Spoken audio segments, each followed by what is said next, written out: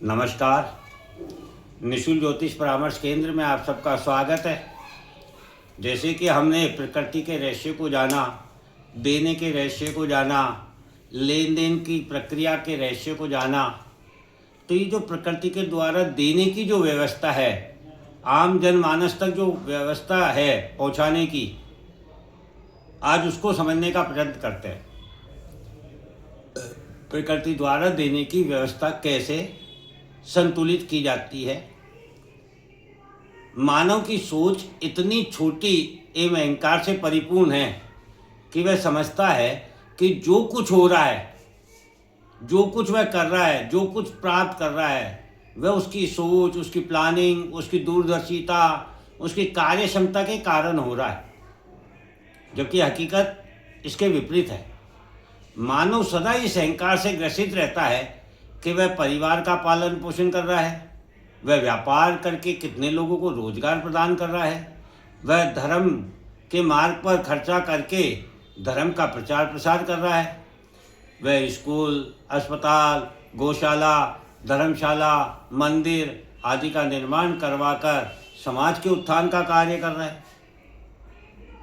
ऐसा आदमी अपने अहंकार के कारण सोचता है और उसको ऐसा भी लगता है कि यदि वह नहीं होता तो इस संसार का क्या होता, जबकि ये सारा खेल प्रकृति का है।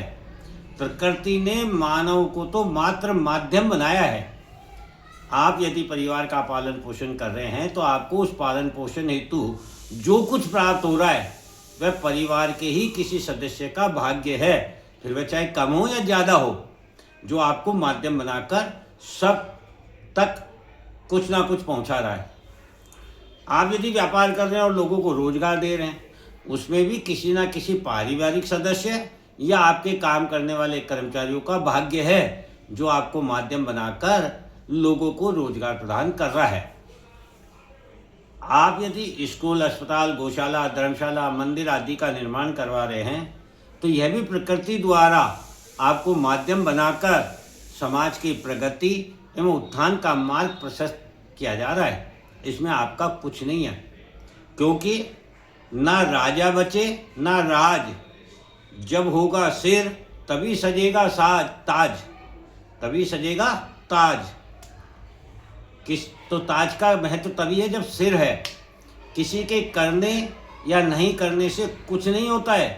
संसार में सब कुछ तभी होता है जब मंजूरे खुदा होता है। प्रकृति मानव को मजबूर करती है ये सब करने के लिए। कैसे, इसे समझते हैं। मानव इतना स्वार्थी है कि वह कोई भलाई धर्म का काम नहीं करना चाहता है, वह किसी को भी कुछ भी नहीं देना चाहता है।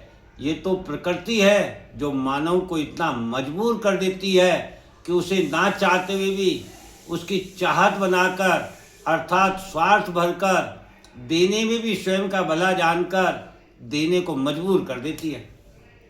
मानव को जब प्रकृति द्वारा जीवन में किसी प्रकार से दंड देकर प्रताड़ित किया जाता है, मानव को जब कष्ट, समस्या, परेशानी आती है, तो वह पंडित, ज्योतिषाचार्य के पास अपने दुखों के निवारण हेतु जाता है। सुख में कोई नहीं जाता किसी के पास। सुख में किसी को किसी की कोई राय भला नहीं लगती है। यही प्रकृति का रहस्य है। पहले मानव को दुख, पीड़ा, कष्ट देकर उसके अहंकार को तोड़ा जाता है प्रकृति के द्वारा। फिर उसे ज्योतिषाचार्य तक जाने की बुद्धि, जाने का समय, जाने के लिए प्राप्त साधन और ऊर्जा प्राप्त होती है। और वही ज्योतिषाचार्य उस व्यक्ति को उपाय के रूप में चींटी, मछली को दाना, गाय को चारा, गरीबों को भोजन, वस्त्र या पीने के पानी की व्यवस्था, पेड़ लगाना, मंदिर के दर्शन, भेंट चढ़ाना, माला, पुष्प, प्रसाद चढ़ाना, मंत्र जाप, यज्ञ हवन कराना, बच्चों को किताबें बांटना, बीमारों को दवाइयाँ उपलब्ध कराना, ऐसा कोई ना कोई उपाय बताया जाता है जिसे व्यक्ति सहज स्वीकार भी करता है और समय एवं नियम के साथ इस आदेश की पालना भी करता है और बताए हुए उपायों को पूर्ण करता है, जिससे उसके दुख तकलीफ कम भी होते हैं। ये भी प्रकृति की एक माध्यम है। पहले कष्ट देना, फिर उस व्यक्ति के द्वारा आपको वो साधन उपलब्ध करवाने के लिए कहना, आपके द्वारा साधन उपलब्ध कराने से आपके अपने कष्ट कटना, ताकि आपका विश्वास बने। और ईश्वर आस्था और विश्वास का ही प्रतीक है।